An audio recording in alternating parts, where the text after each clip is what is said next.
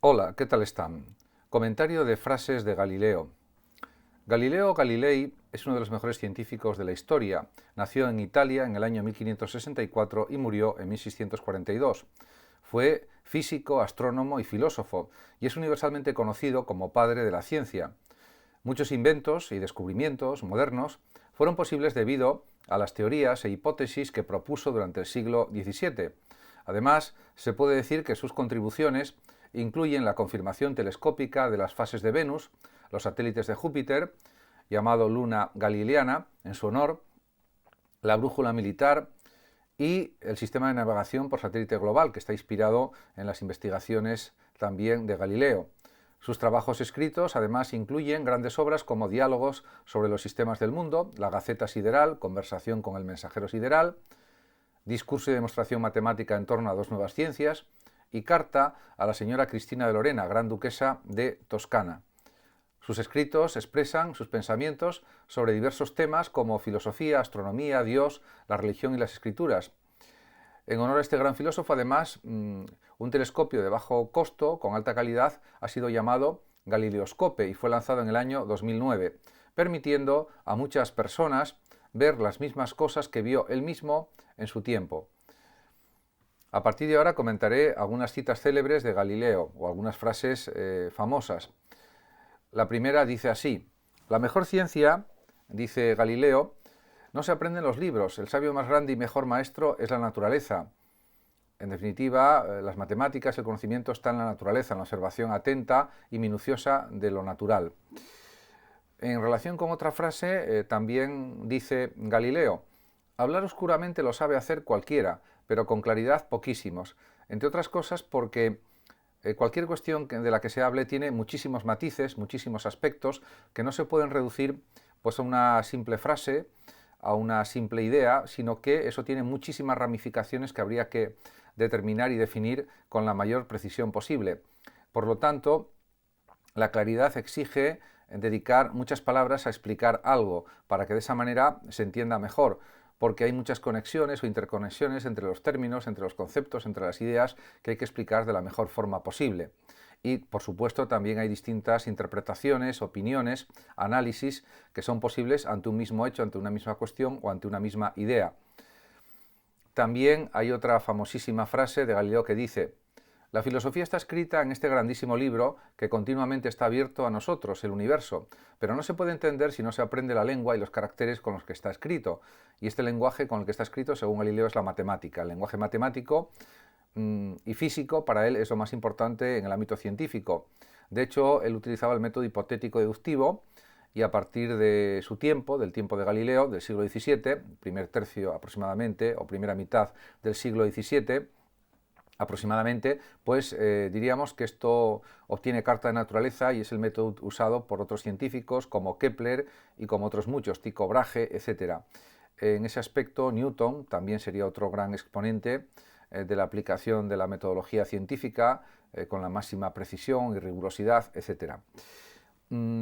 También, pues el propio Galileo reconoce otras cuestiones en sus frases. Por ejemplo, en esta dice lo siguiente: nunca he conocido a un hombre tan ignorante que no pudiera aprender algo de él. En efecto, todas las personas tienen conocimientos, unos tienen más, otros tienen menos, de más profundidad, de menos profundidad, de más calidad o de menos calidad, en función de su capacidad y de su estudio, etc. Pero realmente de todo se puede aprender. Y eso es una verdad evidente también. Aunque por supuesto Galileo estaba de acuerdo con las pruebas, los experimentos, las experiencias para tener un conocimiento científico firme, riguroso y preciso, que es lo que pretende en general la ciencia. Diríamos que la ciencia moderna nace a partir del siglo XVII, sobre todo a partir de Galileo, y esto es algo que no hay que olvidar nunca. También él pues afirma el mérito de los científicos, o diríamos los méritos que acumulan los hombres de ciencia, y él era un gran hombre de ciencia también en su tiempo, aunque es verdad que fue acusado injustamente por la Inquisición en relación con acciones científicas que corrompían las verdades de la Iglesia, algo que era falso, lógicamente. Así todo tuvo que enfrentarse al juicio de la Inquisición en Italia, a pesar de que le habían dicho que no iba a suceder nada, de que no iba a ser molestado por la Inquisición, pero eso no se cumplió en la realidad. Y en cualquier caso, la Iglesia Católica, el Vaticano, le ha pedido perdón públicamente, no solamente a Galileo, por el juicio que tuvo que aceptar y enfrentar, pues él simplemente era un científico que buscaba cuestiones de tipo físico y matemático, las analizaba, las entendía, y en ese sentido él respetaba profundamente la religión católica, la religión cristiana.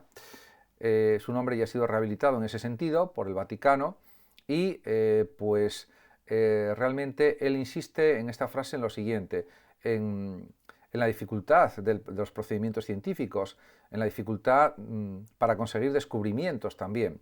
Y dice, todas las verdades son fáciles de entender una vez que son descubiertas, la cuestión es descubrirlas. El proceso de descubrimiento puede ser más complicado de lo que aparentemente se cree en sociedad y requiere pues, una observación atenta, experimentación, experiencias, también una serie de conocimientos y de ideas para saber buscar y saber encontrar y saber descubrir. Por lo tanto, es una tarea laboriosa, una tarea a veces lenta, a veces no tan lenta, pero en cualquier caso necesita una preparación y un análisis considerable. También él insiste en otros aspectos en relación con esto del descubrimiento y dice que la duda es la madre de la invención. En efecto, frente a cualquier clase de dogmatismo que él no defiende, considera Galileo que cuando existen dudas sobre alguna cuestión técnica o tecnológica o científica, desde ahí pueden surgir las invenciones, nuevos aparatos, por ejemplo está el caso del telescopio, está el caso del microscopio, que también surgió en el siglo XVII, al igual que el telescopio. El propio Galileo construyó varios telescopios con lentes que le llegaban de Holanda, y el microscopio también supuso una gran revolución en el ámbito de la ciencia en el siglo XVII. Incluso utilizaron distintos científicos, entre ellos, por ejemplo, Leibniz, y realmente era maravilloso ver en una gota de agua distintas partes vitales de pequeños animalitos, como decía Leibniz, que se movían por el agua, y bueno, en ese sentido eso supone también el surgimiento de la ciencia moderna, en cierto sentido, que luego se fue desarrollando durante los siglos XVIII, XIX, XX, hasta llegar a la época actual, el siglo XXI. Por otra parte, también él reconoce que en las ciencias lo más importante es la razón junto con la experimentación y dice, en relación con esto, en las ciencias la autoridad de miles de opiniones no vale tanto como una pequeña chispa de razón en un hombre individual, porque esas miles de opiniones pueden estar equivocadas, ser erróneas o estar desenfocadas y en cambio el científico individual, cuando tiene razones poderosas, esas razones superan a pues miles de opiniones y eso es algo también demostrable y verificable con más explicaciones, con más análisis, etc. En ese sentido, también, por otra parte, él es humilde, Galileo, y reconoce que no se puede saber todo ni conocer todo. Y dice, ¿quién se atrevería a afirmar que sabemos todo lo que hay que saber? Porque eso sería una tarea infinita. Porque, aunque en el siglo XVII todavía existían los hombres universales en cuanto al conocimiento, los polímatas, que se suele decir, como el caso de Leibniz, que leía muchísimo y sabía muchísimo de muchas ciencias, de muchos conocimientos, eso todavía era posible en los siglos XVI, XVII, pero ya a partir del siglo XVIII es una tarea realmente imposible de culminar con éxito, porque las ciencias fueron creciendo en cantidad de conocimientos y por lo tanto ninguna mente, por muy inteligente que fuera, aunque tuviera una genialidad inmensa, no era capaz de abarcar toda esa cantidad de conocimientos, ni aunque tuviera una memoria prodigiosa tampoco. Aunque es verdad que había científicos y filósofos que tenían muchísimos conocimientos almacenados en su cabeza, eso no quiere decir que tuvieran todos los conocimientos de la época, como es el caso, por ejemplo, de Kant. Por otra parte, también en otra de sus frases, insiste en la gran importancia de la matemática en el conocimiento científico y en general en el conocimiento, y dice, las matemáticas son la llave y la puerta de las ciencias. En efecto, porque las ciencias por antonomasia son precisamente la matemática, la física matemática, podríamos decir también, y luego las otras ciencias también cuentan con las matemáticas, como es la química, la biología, la zoología, porque al final, diríamos el orden numérico, las clasificaciones numéricas, por ejemplo en el ámbito de la química, los miligramos y otras unidades de medida que se utilizan en química, en física, son esenciales para comprender al ser humano, para comprender al cerebro, para comprender los procesos de las enfermedades. Actualmente eso se sabe en medicina también. En psicología incluso hay una parte que se llama psicología matemática, psicología experimental, con lo que también es útil la matemática en psicología, y está también la psicometría, etc.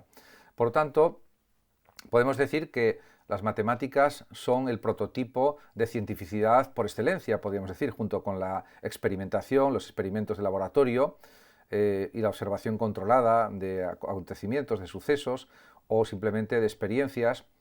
En definitiva, lo experiencial y lo experimental, junto con la matematización, forman parte de lo que es realmente la ciencia. También insiste Galileo de una forma perspicaz, o muy perspicaz diría yo, en la importancia del razonar bien, y dice al respecto: hay quienes razonan bien, pero son muy superados en número por aquellos que razonan mal, porque para razonar bien pues hay que tener en cuenta muchos aspectos al mismo tiempo, complementarios, y ver todos los matices de cada idea, de cada concepto, analizarlos minuciosamente, ver distintos planteamientos, opiniones diferentes, y no tener opiniones monolíticas o planteamientos monolíticos de una sola vertiente, sin ver más ángulos de la cuestión. Entonces, diríamos que el razonamiento se ve precisamente en las tertulias, en las disertaciones, cuando se analizan muchísimos aspectos y se ve que las cosas son más complejas de lo que parece en un primer análisis. Por lo tanto, la capacidad interpretativa, analítica, argumentativa es muy importante para razonar bien, porque si no caeríamos en un dogmatismo de que las cosas son de esta manera porque lo son y se acabó. Y eso realmente no es razonar tampoco. Por tanto, diríamos que es entendible que Galileo diga que hay mucha más gente que razona mal que razone bien, o hay más cantidad de gente que razona mal respecto a los que razonan bien. Es lo que viene a decir Galileo. Por otra parte, también él insiste en otra de sus frases en que dos verdades no pueden contradecirse entre sí. Sería un poco la aplicación del principio de no contradicción aristotélico, y eso es algo evidente también. Por otra parte, él reconoce que no lo podemos saber absolutamente todo, dice Galileo, y hay otras de sus frases en que se refleja este planteamiento de forma muy clara. Cuando escribe: para ser humanos siempre debemos estar listos para pronunciar esa declaración sabia, ingeniosa y modesta. No sé. Incluso Galileo no sabía cosas, y por eso estaba investigando y descubriendo nuevos conocimientos. Si lo supiera absolutamente todo, sería Dios y no tendría falta de más conocimiento, de más investigación. Y la ciencia siempre está avanzando con nuevas teorías, nuevos conocimientos, nuevas hipótesis, porque el conocimiento científico no tiene fin. Porque actualmente pues todavía hay enigmas por descubrir, si es que algún día se logra. Por ejemplo, el fin del universo, cuál sería, porque hay distintas hipótesis, a veces contrarias o contradictorias entre sí, y no se sabe cuál puede ser la más verdadera o la más probable, para decirlo más exactamente, la más probable. Y todo esto pues es algo que el propio Galileo podía intuir en cierta medida, incluso desde la perspectiva del análisis de las obras de otros científicos coetáneos suyos o de otros científicos anteriores, etc. Y también él reclama la libertad de pensamiento, la libertad de expresión, la libertad de cátedra, y dice: la prohibición de la ciencia sería contraria a la Biblia, que en cientos de lugares nos enseña cómo la grandeza y la gloria de Dios brillan maravillosamente en todas sus obras, y debe leerse sobre todo en el libro abierto de los cielos. En ese sentido, él considera que las verdades científicas no discuten el poder de Dios, sino que explican o aclaran lo que es el mundo, cómo es el mundo. En definitiva, buscan los porqués y los paraqués de la realidad material, y eso no está en contra de lo que dice la Biblia ni de lo que plantea la dogmática del catolicismo, del cristianismo tampoco. Por otra parte, él tiene un gran afán por medir la realidad, medir las cosas de la realidad, medir, por ejemplo, la velocidad de la caída de los pesos hasta el suelo, por ejemplo, la ley de caída de los graves, etcétera, medir pues los efectos de la inercia. En definitiva, establecer leyes físicas rigurosas, precisas, exactas, o lo más exactas posible. Por eso dice: mide lo que es medible y haz medible lo que no lo es. Esto, por supuesto, esta medición se puede aplicar de una manera relativa a las ciencias sociales. Por ejemplo, En la economía sí se pueden medir distintas variables en relación con el dinero, con los capitales, los intereses, etcétera, y eso es más o menos objetivo, pero luego en las costumbres humanas, las conductas humanas, en el ámbito de la historia, no todo es medible con rigurosidad, porque eso depende de la libertad individual de cada persona. Y en ese aspecto, pues ahí son ciencias sociales, ciencias humanas, pero no ciencias, diríamos, matemáticas. La matemática no se puede aplicar de una manera exhaustiva a la historia. Por supuesto que sí, en relación con los procesos temporales del siglo en el que ha sucedido algún hecho histórico, eso sí, por supuesto, con una mayor o menor aproximación, porque hay también pruebas de carbono 14 y otras pruebas de isótopos, etcétera, para, diríamos, temporalizar los descubrimientos, por ejemplo, de homínidos o de, diríamos, de elementos del Paleolítico, y eso sí que es más o menos medible aproximativamente, pero lo demás no es excesivamente medible porque son cosas contingentes propias de la libertad humana, de la libertad de las personas que componen las sociedades. También él pues tiene muchísimas más frases sobre estas cuestiones, pero por ejemplo otra muy interesante también es la siguiente: la ciencia procede más por lo que ha aprendido a ignorar que por lo que tiene en cuenta. Claro, porque digamos el campo de la ciencia o de las ciencias es tan inmenso, es tan grande, que se fija en determinados aspectos de la realidad por conocer y insiste más en esas cuestiones, porque si no sería pues una tarea demasiado extensa y no sería abarcable. Por lo tanto, esto no quiere decir que Galileo no confíe en la ciencia, en los procesos científicos, pero también es consciente de la dificultad de la investigación científica, y eso queda planteado, yo creo, claramente en esta frase. También pues él defiende firmemente la validez de los principios científicos, y así lo dice en otra de sus frases: al negar los principios científicos uno puede mantener cualquier paradoja. Por lo tanto, los principios lógicos y científicos tienen que pues apoyarse, y son la base de la ciencia, la base de un conocimiento verdadero y riguroso. Por otra parte,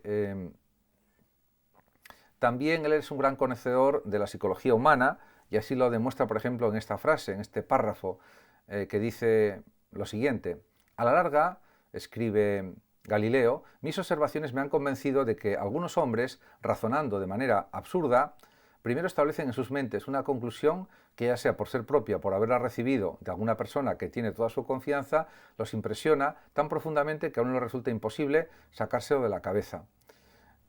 Por lo tanto, diríamos que siempre hay que tener una capacidad mental crítica, analítica, minuciosa, que analice todos los aspectos de lo que se dice, de lo que se establece, de lo que se afirma, de lo que se escribe, para interpretarlo y analizarlo todo minuciosísimamente, porque es la forma de llegar a razonar mejor también, entre otras maneras posibles, por supuesto. También él reconoce la función de la razón, de la racionalidad, en el proceso científico y en general en las ciencias y en el conocimiento, también en la filosofía. No en vano él también era, además de científico, filósofo del duque de Toscana. Y dice, en relación con estas cuestiones: donde los sentidos nos fallan, dice Galileo, la razón debe intervenir. Efectivamente, por lo tanto hay un equilibrio entre racionalidad y empirismo. Diríamos como una mezcla de razón y sentidos. En ese sentido, para llegar a un conocimiento cierto y verdadero, que es lo que él pretende. También en una frase pues matiza una cuestión que es muy interesante en relación con la función de la Biblia, y dice: la Biblia es un libro sobre ir al cielo, no es un libro sobre cómo van los cielos, en el sentido de que no puede haber una subordinación de las teorías astronómicas o de la cosmología a lo que pueda decir el texto de la Biblia, porque la Biblia trata de cómo llegar al paraíso, de cómo llegar al cielo, de cómo comportarnos bien, de cómo respetar los preceptos divinos, los mandamientos divinos, etc. Y eso no tiene que ver con la realidad física de los cielos. Y en ese sentido aquí establece una distinción muy clara y muy específica entre lo que es una cosa y lo que es otra, lo cual pues realmente está muy bien, lógicamente. Pero también incluso se atreve Galileo a precisar más estas cuestiones y llega a escribir lo siguiente. Escribe o dice: me inclino a pensar que la autoridad de las Sagradas Escrituras tiene la intención de convencer a los hombres de aquellas verdades que son necesarias para su salvación, que al estar muy por encima de la comprensión del hombre, no pueden ser creíbles por ningún aprendizaje o por ningún otro medio que no sea la revelación por el Espíritu Santo. Por lo tanto, él respeta la autoridad de la Biblia, de las Sagradas Escrituras, de la religión, pero en cuestiones matemáticas, científicas, físicas en definitiva, y filosóficas, pues tiene que ceñirse a los hechos que él ha comprobado, que él ha verificado, y a las leyes científicas. Por lo tanto, hay un ámbito de la autoridad de las Sagradas Escrituras en cuestiones de tipo teológico-religioso, y luego hay un ámbito de los conocimientos físicos y matemáticos que se rigen por principios científicos, ya establecidos como verdaderos. Muchas gracias a todos por su atención, saludos como siempre a los oyentes de Radio Sofando de México y hasta mi próximo vídeo.